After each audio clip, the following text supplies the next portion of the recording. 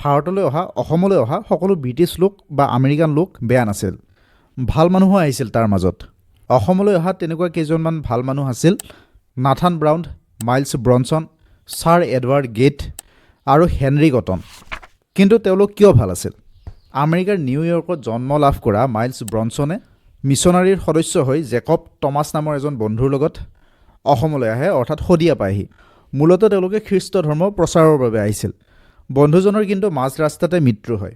নিজৰ পত্নী, বন্ধুৰ পত্নীৰ সৈতে তেওঁ শদিয়া পায়হি। তেওঁ নগাঁৱত অৰফেন ইনষ্টিটিউট নামৰ পঢ়াশালী স্থাপন কৰিছিল। তাৰ পিছত 14,000 শব্দৰে এখন অসমীয়া ইংৰাজী অভিধান ৰচনা কৰি শিৱসাগৰৰ মিছন প্ৰেছৰ পৰা ছপা কৰি উলিয়াইছিল।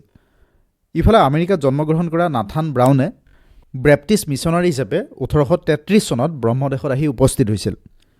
তাত পৰিয়ালসহ 2 বছৰ থাকি শদিয়ালৈ আহে আৰু ইয়াৰ পিছত তেওঁলোক শিৱসাগৰত থাকিবলৈ লয়। তাৰপিছত শিৱসাগৰত মিছন প্ৰেছ স্থাপন কৰি অসমীয়া ভাষাৰ প্ৰথমখন কাকত অৰুণোদয় প্ৰকাশ কৰিছিল আৰু সেই কাকতখনৰ সম্পাদকৰ দায়িত্বও লৈছিল। তেওঁ বাইবেলৰ ভাঙনি সম্পূৰ্ণ কৰিছিল, যীশুখ্ৰীষ্টৰ বিৱৰণ আৰু শুভযাত্ৰা নামৰ এখন ধৰ্মপুথিও ৰচনা কৰিছিল।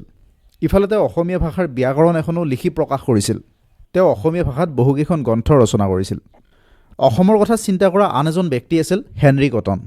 তেওঁ অসমখনক ভাৰতৰ আন প্ৰান্তৰ মানুহে এলাগী কৰাৰ বিৰুদ্ধে মাত মাতিছিল। আমাৰ ছাত্ৰ শ্ৰমিকসকলক কৰা শোষণৰ বিৰুদ্ধেও তেওঁ মাত মাতিছিল। তেওঁৰ দেউতাক এংলো ইণ্ডিয়ান আছিল আৰু তেওঁৰ জন্ম হৈছিল তামিলনাডুত। লণ্ডনত অনুষ্ঠিত হোৱা ভাৰতীয় লোকসেৱা পৰীক্ষাত তেওঁ উত্তীৰ্ণ হৈছিল। পিছত অসমৰ কমিছনাৰ হৈ আহিছিল। কটন কলেজখন স্থাপন হোৱাৰ ক্ষেত্ৰত তেওঁৰ ভূমিকা সৰ্বাধিক।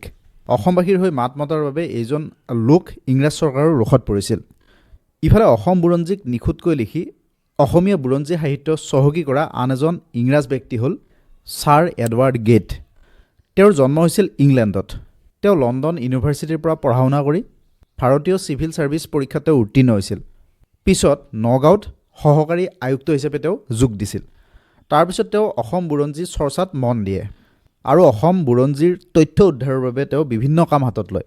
1906 চনত তেওঁ আমাৰ বাবে অতি মূল্যৱান গ্ৰন্থ হিষ্ট্ৰী অফ অসম প্ৰকাশ কৰে।